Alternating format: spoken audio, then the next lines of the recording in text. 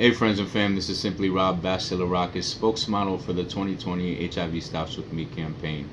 Coming to you live from New York City with the November question of the month, which is, tell us about a transgender advocate, past or present, who has inspired or helped you to become a better ally. The person can be a local activist, personal relationship, somebody on the campaign, or a historical figure. Trans women, trans men, or gender nonconforming. So first, I just need to say that it would be impossible for me to choose just one. I have been, throughout my life, post coming out of the closet, I have been so touched, moved, inspired, and influenced by the transgender struggle. Secondly, I have to say that I do not identify as transgender or gender nonconforming.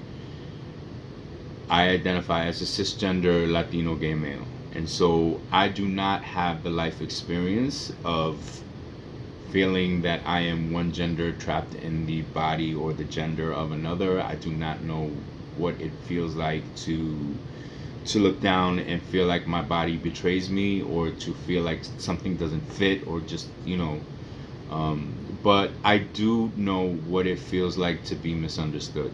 And I do know what it feels like to be judged and persecuted. And, my mother, when I was 17, my mother read a journal and found out that I was gay. And she asked me to change or leave.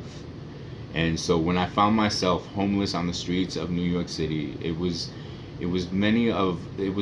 were several transgender women that embraced me and loved me and mothered me in a way, in the absence of my own mother, that allowed me to propel forward and allowed me to push through, during those very dark and uh, unstable days. So to and more recently, I think it's the education, it's the education that I receive from people, just from observing and from being privy to the experience of people who are identify as gender nonconforming or non-binary or gender fluid. And so I'm grateful that, I'm grateful for the audacity of the transgender community to show up, the revolution, in just being. That shit is revolutionary. That shit is inspiring. To not to live that truth, and to know that in so many cases, living that truth is a life or death decision.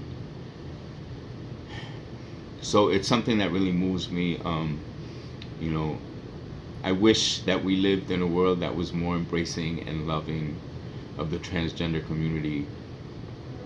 But in this moment, let me just say that if nobody told you yet today, let me be the first to say that I love you. To all my trans brothers and sisters and everyone who identifies as gender nonconforming or gender fluid or non-binary, I see you.